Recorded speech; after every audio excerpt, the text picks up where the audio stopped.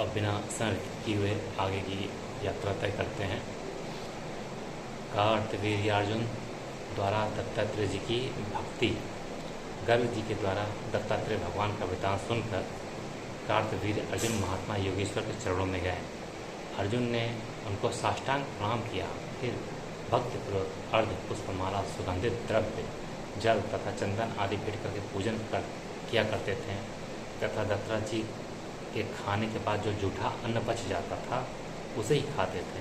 इस प्रकार अर्जुन मुनि श्रेष्ठ के आश्रम में रहकर उनकी भक्ति, पूजा अर्चना करने लगे। कुछ दिनों पश्चात मुनि अर्जुन की भक्ति से संतुष्ट होकर बोले, मैं तो शराबी व विषय भोगी हूँ, सदा स्त्री में आसक्त रहता हूँ। इसलिए हे राजन, सदा निंदित कर्म करने वाला मैं किसी प्रकार का उपकार कर सकने में असमर्थ हूँ। तुम हमारी सेवा व्यर्थ कर रहे हो, अतः जो उपकार कर सकने में समर्थ हो उसकी सेवा करो। अर्जुन समझ गए हैं कि योगेश्वर हमें भरमा रहे हैं। वे मुनि प्रणाम कर बोले, हे प्रभु, आप मुझे माया में क्यों भरमा रहे हैं?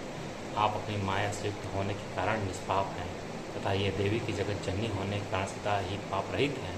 अर्जुन के इस प्रकार के वचनों को सुनकर दत्तात्रेय जी प्रसन्न होकर बोले, हे राजन, मैं तुम्हारी भक्ति से पूर्ण संतुष्ट हूँ। तुम इच्छित वर मांगो, तुम जो वर मांगोगे वही मैं दूंगा। योगेश्वर की इस प्रकार मधुवाणी को सुनकर अर्जुन बोले, हे प्रभु, आप यदि मेरे पर प्रसन्न हैं तो मुझे उत्तम प्रचुर रिद्धि देवें, जिससे मैं प्रजा की सेवा में पाप का भागी न बनूं, युद्ध क्षेत्र में कोई मेरा सामना न कर सके। मैं लघुता प्राप्त होकर सहस्त्र बाहु बनना चाहता हूँ। पर्वत, आकाश, जल, पृथ्वी एवं पाताल आदि में कहीं भी अन्य गति हो, यदि कोई मेरा वध भी करे तो मेरे से बलवान पुरुष ही करे। अक्षय धन, दान एवं आतिथ्य को प्राप्त करे। मेरे राज में आपके स्मरण मात्र से ही धन धान्य की कमी कभी ना हो, धन धान की कमी कभी ना हो, कमी कभी ना हो, और आपके चरणों में सदा ही पवित्र भक्ति बनी रहे। दत्तात्रेय जी ने एवं मस्त कहकर कहा, हे राजन, तुम मेरा आशीर्वाद से चक्रवर्ती राजा बनोगे। अर्जुन ने दत्तात्रेय जी प्रणाम कर अपने राज्य में आकर प्रजाजनों, पुरोहितों, सभी मंत्रियों, देवताओं और ऋषि मुनियों बुलाकर अपना राज्याभिषेक कराया। राजा मुनि की अनुकंपा से अपूर्व धन संपदा वाला एवं महान शक्तिशाली हो गया। राज में घोषणा करा दी कि मेरे सिवा कोई अन्य शस्त्र धारण नहीं करेगा। इस प्रकार उनके राज्य में कोई अन्य शस्त्रधारी नहीं हुआ। प्रजा में न किसी प्रकार की असुरक्षा का वातावरण रहा, न किसी प्रकार की विपत्ति का भय।